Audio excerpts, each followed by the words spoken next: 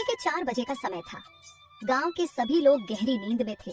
चिड़ियों ने अभी चहचहाना भी शुरू नहीं किया था, पर रामू किसान की झोपड़ी से हल्की हल्की आवाजें आ रही थी। रामू आंखों में नींद लिए भी अपने पुराने फटे से टोकरे में सब्जियां सजा रहा था। पत्नी गीता चूल्हे पर उसकी झोली के लिए 2 रोटियां सेंक रही थी। आप रात भर तो खेत में थे, अब सुबह सुबह फिर बाजार जाने की तैयारी? रामू हंसने की कोशिश करता है, पर हंसी में थकान साफ झलकती है। क्या करें गीता, 2 पैसे का इंतजाम करना है। शहर के बाजार में सब्जी अच्छे दाम में बिक जाती है तो बच्चों का पेट भर जाता है। गांव में तो सब उधार मांगते हैं। गीता चुप हो जाती है। वह जानती है रामू का दिन खेत में खटते खटते बीतता है और फिर रात को भी वह सब्जियां तोड़ने में लगा रहता है। उनके 2 बच्चे हैं और बूढ़ी माँ बिस्तर पर पड़ी है। कल सेठ जी आपके लिए कुछ कहने आए थे? रामू ने चौंक कर देखा। कहने आए थे? तो क्या कह रहे थे? गीता सकुचाते हुए बताती है। बोले कि तुम शहर जाना छोड़ दो, गांव में ही सब्जी बेचो, हवेली के बाहर लगवा देंगे तुम्हारी दुकान। रामू के चेहरे पर एक गहरी सोच की रेखा खिंच जाती है। गांव में बेचेंगे तो आधे लोग उधारी मांगेंगे, यहाँ दाम ठीक मिलते हैं तो बच्चों की पढ़ाई का खर्चा भी निकलता है। गीता धीरे से सिर हिलाती है, फिर कहती है, पर सेठ जी के कुएं से ही तो पानी लेते हो, अब अगर वो बुरा मान गए तो? मेहनत का पानी कोई रोक सकता है क्या गीता? भगवान ने चाहा तो रास्ता निकलेगा। रामू ने सब्जी का ठेला लेकर गांव की बाजार निकल पड़ा। जब वह बाजार पहुंचा तो देखा कि उसके पहले से ही ग्राहक उसकी सब्जी लेने का इंतजार कर रहे थे, क्योंकि रामू की सब्जी ताजी रहती थी। अरे रामू भाई, टमाटर कैसे किलो है? भाई टमाटर 20 रुपए किलो है। मुझे 1 किलो टमाटर दे देना। सब्जी ले लो सब्जी, हरी हरी सब्जी ले लो, ताजी ताजी सब्जी ले लो, बैगन ले लो, टमाटर ले लो, आलू ले लो, सब्जी ले लो सब्जी। बैगन कैसे दे रहे हो रामू? बैगन तो 30 रुपए किलो है काका। क्या बात है काका, आजकल सब्जी लेने आप आते हो, सब कुछ ठीक है ना? अरे रामू, तुम्हारी काकी अपने बड़े बेटे के पास दिल्ली गई है, इसलिए रसोई का सारा काम मुझे ही संभालना पड़ रहा है। अच्छा यह लीजिए काका आपकी सब्जी। तभी सेठ लाला रामू की सब्जी के ठेले के पास आता है और कहता है, रामू, मुझे तुमसे कुछ बात करनी है। आइए सेठ जी, कहिए। रामू, तुम रोज रोज शहर के बाजार में सब्जी बेचने आते हो, बेकार की मेहनत है। गांव में रहो, मेरी हवेली के बाहर सब्जी लगवाओ, ग्राहक भी आएंगे, तुमको ज्यादा भाग दौड़ नहीं करनी पड़ेगी। रामू को भीतर से कुछ खटकता है, लेकिन वह सीधा जवाब देता है, सेठ जी, यहाँ पुराने ग्राहक हैं, बच्चों की फीस भी इसी पैसे से भर पाता हूँ। गांव में सब उधार मांगते हैं, मैं कैसे चलाऊंगा घर? सेठ लाला वह अपने आदमी की ओर देखकर सिर हिलाता है। तो मेरा कहना टालोगे?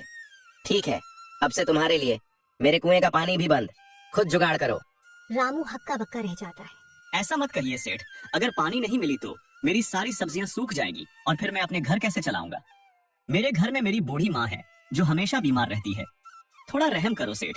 मैंने एक बार कह दिया पानी नहीं मिलेगी, ऐसे भी अब गर्मी का मौसम आ गया है और मुझे अपनी खेत की सिंचाई करनी है। अब सेठ को रामू से जलन होने लगता है। रामू के लाख गिड़गिड़ाने पर भी सेठ पानी देने को तैयार नहीं होता है। इतना कहकर सेठ अपनी चमचों के साथ वहाँ से चला जाता है। हे भगवान, मेरे पर ना सही मेरे बच्चों पर रहम करना। अगर सेठ पानी नहीं दिए तो मैं अपनी सब्जी को कैसे उपजाऊंगा? ये सब सोचते सोचते रामू अपना ठेला लेकर घर पहुंच जाता है। चेहरा उतरा हुआ, आंखें थकी और निराश। गीता तुरंत समझ जाती है कि कुछ गड़बड़ है। क्या हुआ जी, आप इतने उदास क्यों लग रहे हो? सब कुछ ठीक तो है ना? गीता में बर्बाद हो गया। ये क्या हो गया? ये क्या परेशानी आ पड़ी? अब हमारा घर का गुजारा कैसे होगा गीता? पहले बात क्या है जी, ये तो बताओ। जिसका डर था वही हुआ गीता। साहूकार ने पानी देने से मना कर दिया। तुम्हारा शक सही था, वह साहूकार मुझसे बदला ले रहा है। मैंने सब्जियां उसके घर के पास लगाकर नहीं बेचा, इसलिए वह बदला ले रहा है। आप चिंता ना करो, ऊपर वाला सब देख रहा है, प्रभु हमारी मदद जरूर करेंगे। अब तो उन्हीं का सहारा है, वही कोई चमत्कार दिखा सकते हैं। अच्छा ठीक है, आप जाकर आराम करो, मैं सेठ लाला से मिलकर आती हूँ। गीता ये कहकर सेठ लाला से मिलने उसके घर की ओर निकल जाती है। सेठ जी घर पर हो कि नहीं? अरे कौन है भाई, रुको आता हूँ। अरे गीता तुम हो, मेरे घर कैसे आना हुआ? साहूकार जी, आपने हमें कुएं का पानी देने से मना कर दिया है। ऐसा क्या हो गया साहूकार जी? आप तो हमारे हालात अच्छे से जानते हो। एक वक्त का खाना हम वही सब्जियां बेचकर खा पाते हैं। गीता, ये बात सच है कि मैं रामू को अपने कुएं का पानी लेने के लिए मना कर दिया। देखो गीता, मैं रामू को कई सालों से अपने कुएं का पानी देता आ रहा हूँ और इस बार गर्मियों का समय आ गया है और मैंने कोई जिंदगी भर का ठेका थोड़ी उठा रखा है तुम दोनों का। जाओ यहाँ से, मेरी दिमाग मत खाओ। गर्मियाँ तो सबके लिए है साहूकार जी, आप ही तो बस हमारे अपने हो।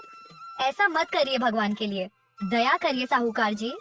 मेरे कुएं का पानी बिल्कुल सूख कर कम हो गया है। अगर मैं तुम्हें अपने कुएं का पानी देता हूँ तो मुझे गर्मियों में बहुत परेशानी होगी। सुन लिया ना? तुम्हारे चक्कर में मैं अपनी खेती खराब कर लूँ क्या? लेकिन साहूकार जी, अभी तो गर्मियाँ बस शुरू हुई हैं, तब तक मेरे खेतों का क्या होगा? मैं कुछ नहीं जानता।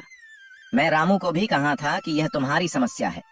मैं तुम लोगों को अपने कुएं का पानी नहीं दे सकता। गीता सेठ लाला को कुएं का पानी देने के लिए मनाने की बहुत कोशिश करती है, लेकिन साहूकार नहीं मानता। फिर गीता दुखी होकर, थक हार कर अपने घर की ओर निकल पड़ती है। क्या हुआ? सेठ ने क्या कहा? सेठ ने पानी देने से मना कर दिया। कह रहे थे अगर मैं तुझे पानी देता हूँ तो मुझे गर्मी में बहुत परेशानी होगी। पानी के बिना क्या होगा गीता? हमारे सारे खेत सूख जाएंगे और हमारा गुजारा कैसे होगा? चलो ठीक है जी, अभी रात काफी हो गई है, मैं आपके लिए खाना बचा कर रखी हूँ। आप पहले खा लो, फिर कल सुबह देखते हैं क्या करना होगा। रामू खाने पर बैठता है, वैसे ही दरवाजा खटखटाने की आवाज आती है। इतनी रात में कौन हो सकता है? आप बैठो, मैं देख कर आती हूँ। गीता बाहर जाकर देखते हैं कि एक बूढ़ी औरत लाल रंग की कपड़े की गेटरी लेकर खड़ी है। बेटी, मुझे एक रात ठहरने के लिए तुम्हारे घर में जगह मिलेगा क्या? पर अम्मा, आप इतनी रात में कहाँ से आ रही हो? मैं तो आपको इस गांव में कभी नहीं देखा। बेटी, मैं बगल के गांव से हूँ। मेरा बड़ा बेटा मुझे घर से निकाल दिया है। मैं छोटे बेटे के घर जा रही थी, पर रात ज्यादा होने के कारण मैं रास्ता भटक गई हूँ। मेरी मदद करो, मैं कल सुबह यहाँ से चली जाऊंगी। फिर रामू कहता है, आप अंदर आ जाओ अम्मा। सभी कोई घर के अंदर आ जाते हैं। फिर रसोई घर में जाकर रामू गीता से कहता है, गीता, जो मेरे खाने के हिस्से हैं वह बूढ़ी अम्मा को दे दो। उन्होंने खाना नहीं खाया होगा। पर आप क्या खाओगे जी? आपने भी तो सुबह से कुछ नहीं खाया है ना? तुम मेरी चिंता मत करो गीता, मैं इस उम्र में भूखे भी रह लूंगा तो कुछ नहीं होगा, पर बूढ़ी अम्मा इस उम्र में भूखे नहीं रह पाएंगे। फिर गीता रामू के हिस्से का खाना उस बूढ़ी औरत को खाने को देती है। तभी वह बूढ़ी औरत कहती है, नहीं बेटी, मुझे इसकी कोई जरूरत नहीं है। तुम लोग खा लो, मुझे रहने के लिए जगह दी मेरे लिए यही काफी है। पर अम्मा, मुझे पता है आपने भी कुछ नहीं खाया होगा, खा लो, मैं भी तो आपका बेटा की तरह ही हूँ ना। फिर वह बूढ़ी औरत खाने पर बैठ जाती है। तभी उसकी नजर रामू की सब्जी के ठेले पर पड़ती है। फिर वह कहती है, बेटा, तुम इस ठेले पर रखकर किस चीज का व्यापार करते हो? अम्मा, मैं सब्जी बेचने का व्यापार करता हूँ और उससे जो पैसे मिलते हैं वह घर चलाने के काम आते हैं। अब तो वह भी नसीब नहीं है। फिर रामू उसे बूढ़ी औरत को अपनी सारी कहानी बता देता है कि किस तरह साहूकार ने उसे अपने कुएं का पानी देने से मना कर दिया। फिर अगली सुबह होती है तो वह बूढ़ी औरत कहती है, बेटा, तुमने मुझे रात ठहरने के लिए जगह दी और खाने के लिए भोजन। तुम्हारे साथ भला हो।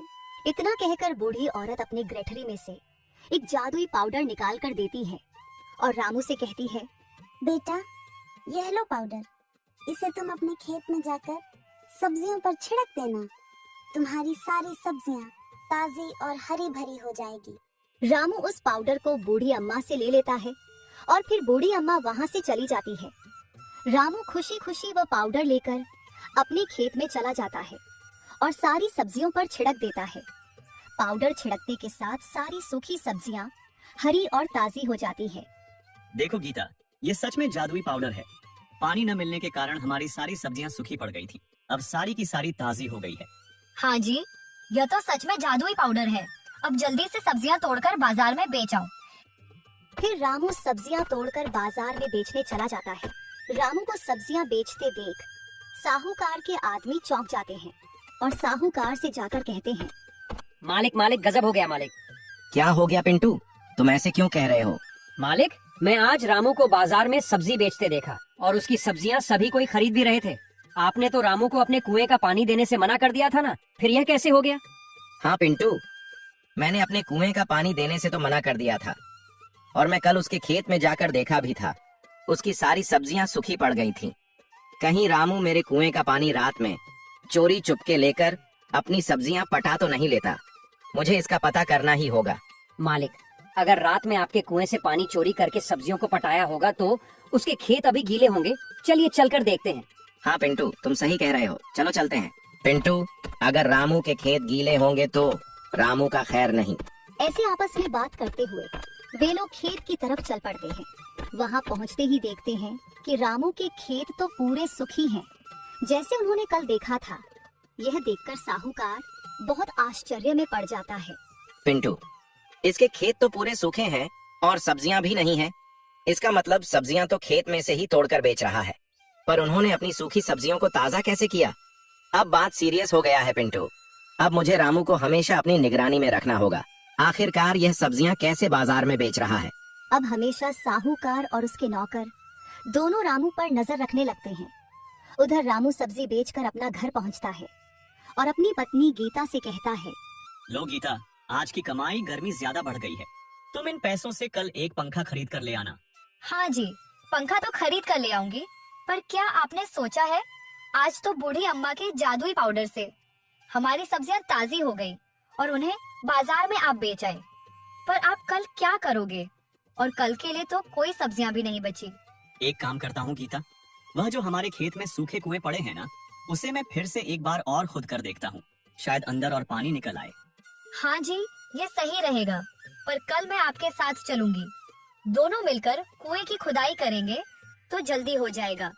दोनों पति पत्नी बात करके सो जाते हैं और इधर साहूकार और उसके नौकर बाहर खड़े होकर सारी बात सुन रहे होते हैं और मन ही मन खुश हो जाते हैं कि रामू को पानी कहीं से नहीं मिला था और वह जादुई पाउडर अब कोई काम का भी नहीं है।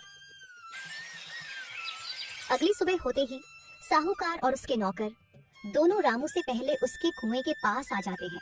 फिर वह देखता है कि कुएं से आवाज आ रही है, कोई मेरी मदद करे, इस कुएं से मुझे बाहर निकालो। उस कुएं में वही बूढ़ी औरत गिरी थी जो एक दिन रामू के घर रात ठहरने को आई थी। जब वह बूढ़ी औरत देखती है कि कुएं में कोई झांक रहा है तो उससे कहती है, बेटा, मुझे इस कुएं से बाहर निकालो, मैं इस कुएं में गिर गई हूँ। ए बुढ़िया, कुएं में गिरी थी तो क्या मुझसे पूछ कर गिरी थी? और मैं क्यों निकालूं? जिसका कुआं है वह समझेगा। इतने में ही रामू और उसकी पत्नी कुएं की तरफ आ रहे थे। तभी साहूकार और उसकी नौकर रामू और उसकी पत्नी को आते देखकर एक झाड़ी के पीछे छुप जाते हैं और वह सब छुप कर देख रहे होते हैं।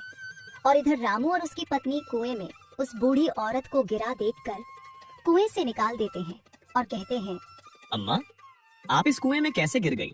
ये सब छोड़ो बेटा, पहले तुम बताओ, तुम यहाँ क्यों आए हो? अम्मा, आपको तो पता ही है कि मैं सब्जी बेचने का व्यापार करता हूँ। आपने जो जादुई पाउडर दिया था, उसके इस्तेमाल से मेरी सारी सब्जियां ताजी हो गई थी और बिक भी गई। फिर मुझे अगले सब्जियों की उपजाऊ के लिए मुझे पानी की जरूरत पड़ेगी, इसलिए यह मेरे पुराने कुएं हैं। इसे मैं फिर से दोबारा खोद कर देखना चाहता हूँ, शायद इसमें पानी निकल आए। तुम बहुत नेक दिल और ईमानदार इंसान हो बेटा, तुम्हें तुम्हारे कर्मों का फल जरूर मिलेगा। तुम इस कुएं को खोदो, मेरा आशीर्वाद है कि इसमें से पानी जरूर निकलेगा और इस कुएं में से जो भी निकलेगा उससे तुम्हारी जिंदगी संवर जाएगी। यह कहकर वह बूढ़ी औरत वहां से गायब हो जाती है और वे दोनों पति पत्नी कुएं के अंदर जाकर कुएं की खुदाई करने लगते हैं।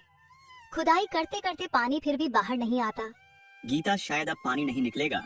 नहीं जी, हम लोग हिम्मत नहीं हारेंगे, थोड़े से और खुदाई करके देखते हैं, शायद इस बार पानी निकल आए। फिर से वे लोग खुदाई करने लगते हैं और खुदाई करते करते उन्हें एक बड़ा सा पत्थर मिलता है, जिसे दोनों पति पत्नी मिलकर हटाते हैं। हटाते ही वहां से एक चमकता हुआ हीरा निकलता है।